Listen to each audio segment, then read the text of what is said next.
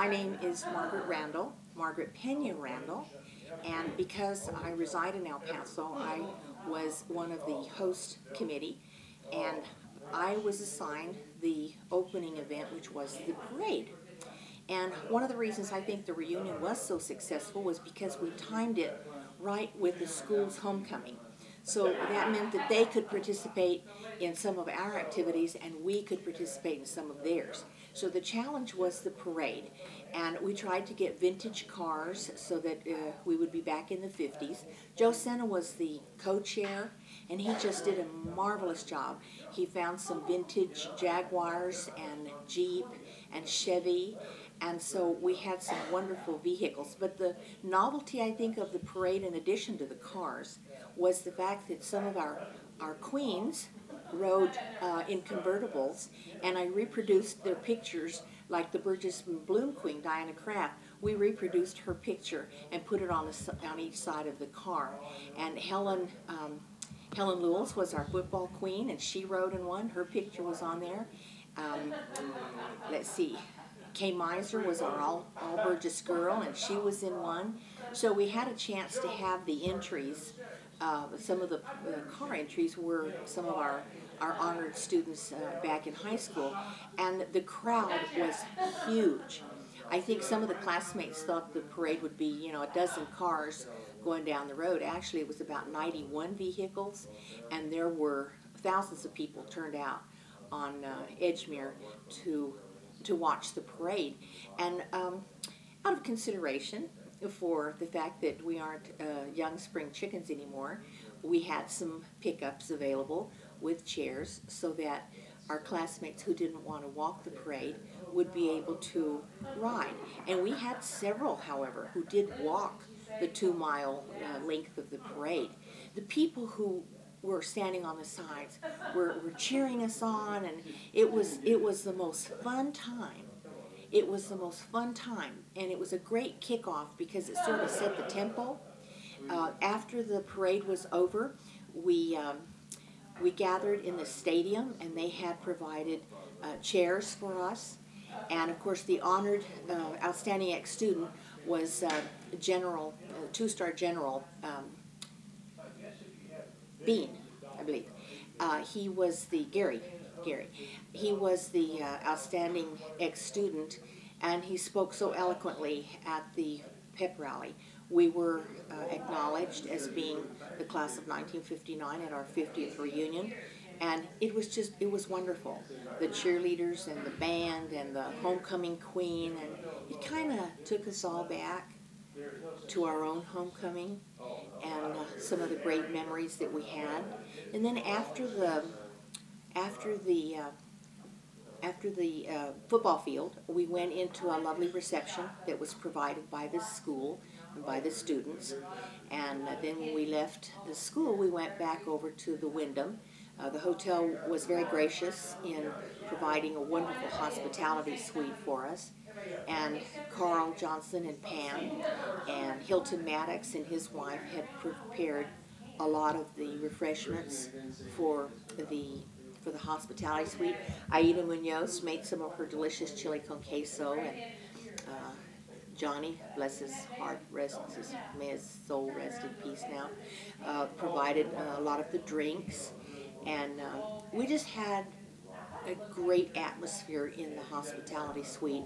We had provided cards for the classmates who were sick, so we were able to all sign a little note to them, and then the cards were mailed. We had pictures up of all of the senior favorites and so forth. We tried to include a picture of everyone in high school who was attending their reunion, and I think some of their spouses got a good laugh out of that. But all in all, it was a wonderful kickoff day on Wednesday. We just really had a great time. And Thursday continued the festivities. We just had a wonderful time. Had more time in the hospitality suite to visit and get caught up on what people were doing. Some of our classmates had not been back in 50 years. So it was very interesting to find out where some of them were, and perhaps one of the most interesting stories was of Steve and Nora Brazelton. They had married out of high school and moved to California, where they established lucrative careers in banking and in real estate. And about 10 years ago, they gave everything up to become missionaries to Malawi, Africa. And Steve spearheads the formation of a school for the children and also building shelter for the widows. There are a lot of widows and orphans because of the prevalence of AIDS in Malawi. And Nora, bless her heart, has established she teaches them how to cook. She taught them to make burritos, and she's teaching them to read. So they were flown into the reunion by one of our classmates. Oh, I can say it, Jeff Weiler. Jeff was wonderful and generous, and he flew them in so they could be with us. And we hadn't seen him in 50 years. So we had a lot of time to visit on Thursday, and then we moved along with the big game was Friday night, and Carol Holswander, bless her heart, who had just lost her husband, was so gracious. She made corsages for all of us, and I thought it was wonderful that she stuck with what she committed to do.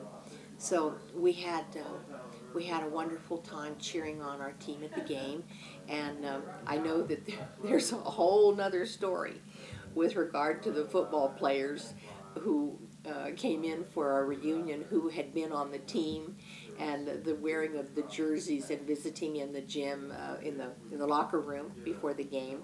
But the game was, again, a wonderful opportunity to be together, and it was a time to cheer our alma mater on, and so it was a wonderful timing that we were able to be a part of that.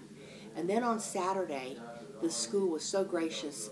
We all went back to the hallowed halls of Burgess, and we were able to tour the school and see how much it's grown and how different things were, but it had the same wonderful feel that it had years ago. And the student council officers were our hosts, along with the principal, Mr. Watts, Ernie Watts. And Mr. Watts is certainly very different from Mr. Mitchell, but I know a lot of things have changed through the years. But we toured the school and had a great visit back at our high school that is so beloved. That evening, we prepared the ballroom for our banquet, and it was just such a neat experience. I had prepared a memorial board of the classmates who are no longer with us, and that was on display. And then we had gathered memorabilia from different things, and we had that on display as well, and I think they might show you a shot of that later. But the banquet was just wonderful. Some of our teachers were present. Olga Abraham Jojorian, who was a real favorite of the class, she was in attendance, and Colonel Gutierrez, who was the ROTC director at Burgess, he and his wife were there, and the current ROTC commander was also there. And Mr. Booth, who was a very favorite also with band students, he was there. And one of the skits that was prepared, Tommy Rogers had found these vintage instruments.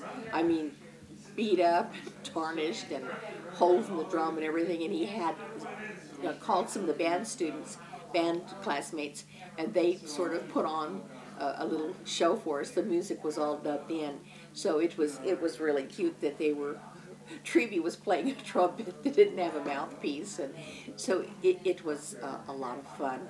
And we had an opportunity to present Fred with a beautiful piece of artwork that had Mustangs in a circular. It was a beautiful metal piece. It had horses in a circle, and there were just as many horses or Mustangs in this art piece as there were members of the host committee, which of course included Fred and Priscilla, our webmaster, and Carl Johnson, our money man, and Diana Kraft, who arranged all the things with the hotel, and Kay Meiser acted as our secretary and coordinated the hospitality room.